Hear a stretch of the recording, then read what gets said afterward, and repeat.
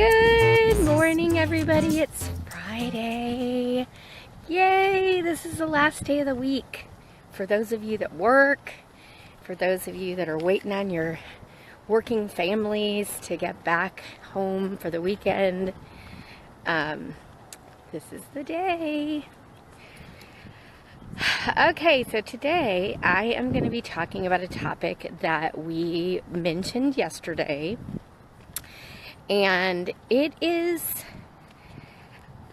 an area that even people who aren't necessarily overweight might want to be changing in their life. So even if they, even if they are, not trying to lose weight, they might have this habit and know that it's not good for them because, one, it could make it hard for them to sleep. It could interfere with stuff like that. So anyway, what we're going to talk about is nipping the night eating in the bud. So how many of you guys are night eaters, meaning you eat something after you've already finished dinner? So you can just shout out if you struggle with this, if you want to. I know that this was definitely a problem in my family, particularly for me and my husband, for many, many, many years. And I just knew that it was probably one reason that I was gaining weight and that I wasn't losing when I was trying to lose weight, and that it was interfering just in general. So the way that I initially got onto not night eating is when I decided to take on intermittent fasting back a year ago, April. So not this last April, but the April before. I had gone to the Health Fest, the wonderful Health Fest conference there. It's not really a conference, but it's like a weekend thing that you go to in Marshall, Texas. And when I was there, I got to hear Dr. Greger, who wrote How Not to Die and has the incredible website, nutritionfacts.org. If you guys haven't been there, it's awesome. You can look up any health topic. I mean, even like you can look up a single food, and he has these short, under 5-minute videos about those topics. And the whole website is free. It's all run by donations. I highly recommend you check it out. And I love to give my money there because he has helped me tremendously with the information on his website. So anyway, Dr. Greger is a very famous doctor in the plant-based world. And he happened to be staying in the hotel that I was staying in. And I've mentioned this before, but I'll just mention it again because it has to do with this topic. And the second morning after we got to the conference thing, if you want to call it that, he came downstairs at breakfast time because, this is a really small town, and this was one of those hotels where you get breakfast in the morning. Of course, a lot of people couldn't eat the breakfast because, they did have almond milk for everyone, but, some of the stuff there was junky, so we brought our own food. So we were sitting down at this big long table, and Dr. Greger came over, and we're all like, oh my gosh, because he's so cool. And he said, hey, can I sit with you guys? And so I got smarty pants there for a minute. So I said, well, you can sit with us, but you have to answer a couple questions then. And so he gave me this big smile, and he said, sure, I'll answer some questions. So he sat down. I don't even remember. I think he had oatmeal. Anyway, he sat down. I didn't even look at really what he was eating, but he's super tall, and he's just a really funny, great guy.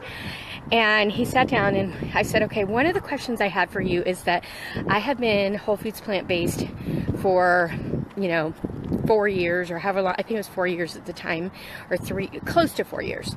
And I said, yeah, that's right. It would have been close to 4 years because my anniversary is at the end of May each year.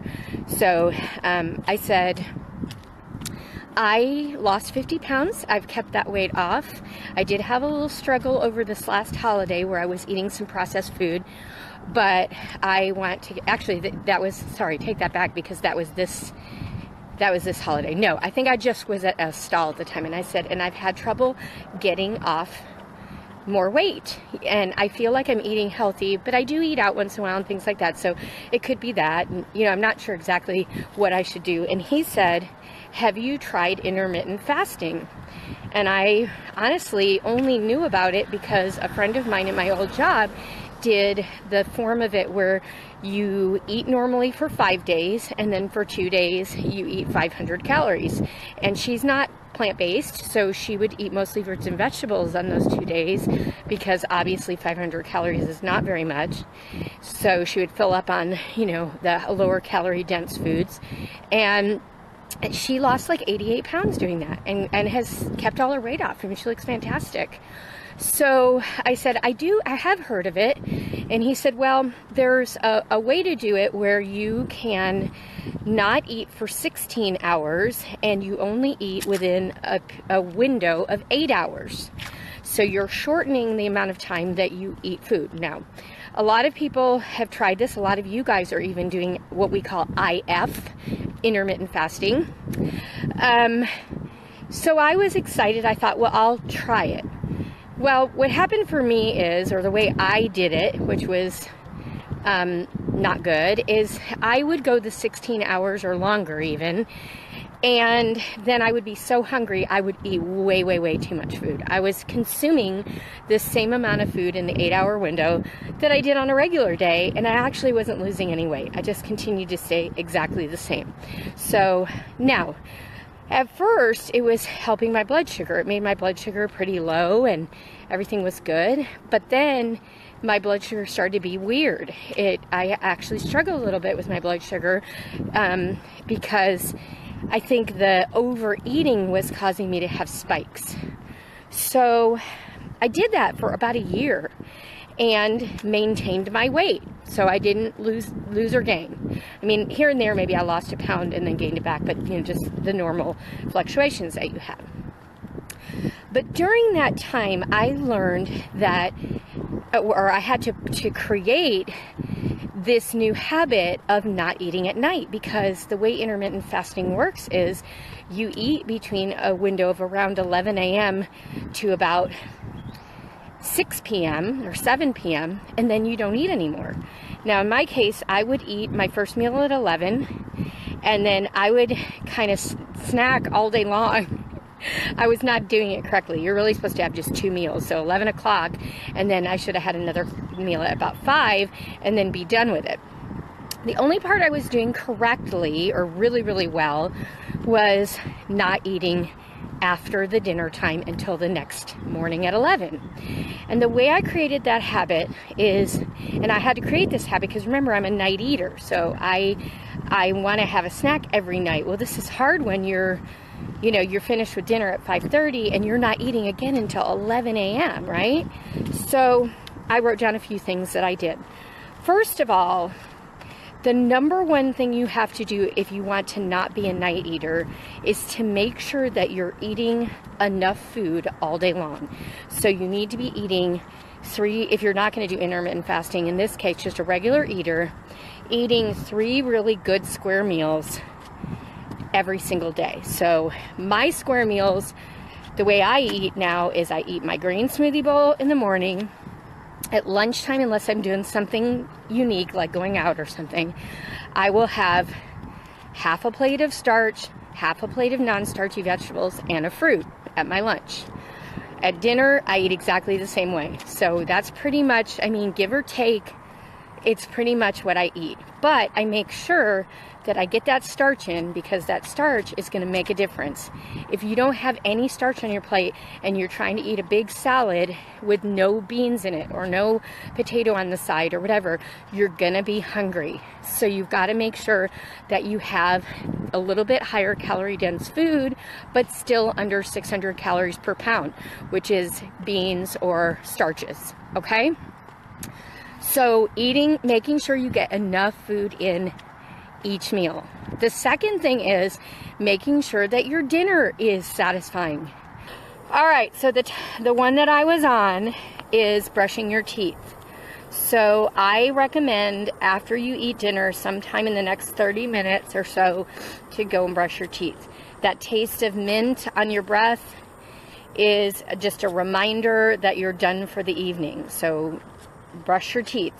Another thing that can happen is usually, and this is in my case, I can't speak for you, but I get into my pajamas just before I go to bed after I shower, because I shower in the morning after I walk in the house. I'll shower at night. I'm a double person showerer. So anyway, so when I get into my pajamas, that kind of is an indicator to me that I'm going to bed. So it might help to get to go ahead and take your shower if you do one. If you don't, then just get into your jammies, and it will kind of throw your mind off a little bit and say, oh, she's done for the night. You know, she only puts those on when she's done, or he's done. So that might help to just keep your mind thinking differently, like not I'm going in for food, but oh, I'm done for the night. Okay, another thing that really helps me and my husband is to take a walk with our dogs at night. So we have to wait now because it's summer till a little bit later. So, you know, we have our dinner, we're still very full. We can't, you know, walk that soon anyway. And the girls have just eaten. So we wait until it's cooler and everybody's digested. And then we go take a walk. And I find that after I take a walk, that I just don't feel hungry. I feel kind of sweaty, and sometimes I don't feel as good. So I think it really does help to take a walk and kind of fill up your evening with something of value. So that's another thing that we do. And the last thing that I want to mention that has helped me in the evening is I took up a new hobby to fill my time. So I knew that now I don't watch TV, I've talked about that before. I don't necessarily recommend it because a lot of people equate watching TV with eating. And I don't think that that would be a good thing. So it would help you to take up a new hobby, something that you've never connected food with. So in my case, I happened upon this creative craft called bullet journaling, and it combines being a very organized person with being a creative person. And that was just perfect for me because I am both of those things. I'm really organized, and I like to do things creatively. You don't have to be creative when you bullet journal, but it is fun. All right, so I'm gonna just go back quickly and remind you about the points. So the main point is, probably the biggest one is making sure, if you don't want to be a night eater, make sure that you eat 3 really square meals a day. If you're doing intermittent fasting, you want to make sure that you're eating 2 square meals and not a bunch of snacks in between, or it's not gonna be effective for you. And you want to make sure that you, in each of the individual meals, that you're eating the correct amount of food and satiating food. Because I feel like a lot of times we go for the food at night because we weren't satiated during the day. The second thing is to do some things to just kind of indicate that you're not going in the kitchen anymore, which would be to turn off the kitchen lights and move to another room. So you're making a visual indicator that you're not eating anymore. Okay, the kitchen is closed. The third thing is you want to have some physical indicators. So brushing your teeth and taking a shower can kind of throw you off a little bit, make you think you're done for the night, because a lot of times we don't do that until later in the evening, maybe after we've had those snacks. So I would definitely say brush your teeth and take a shower. I said walk the dogs. If you guys have dogs, walk your dogs. Or even just go sit on the couch and love on your dogs. Because a lot of times we're busy all day and we just kind of assume, you know, our dogs are around or whatever, or if you're gone all day, we forget to give time to them. So instead of snacking, go play fetch, go pet your dog or whatever, your cats, any kind of pets you have. Give them some attention during that time. And then the last one is take up a new hobby that does not connect with food. Tell me which which of those points do you think would be helpful to you, something you've not done before? And also, if you've done these points that I mentioned and you're struggling still, mention that, because maybe I can give you a better idea. But these are the ideas that help me, and they've helped me. I mean, I don't eat at night. Occasionally, if we have company, I might partake in a little dessert that I made. All right, love you guys. I just crossed over the bridge. Did you even notice? All right, see you guys. Bye.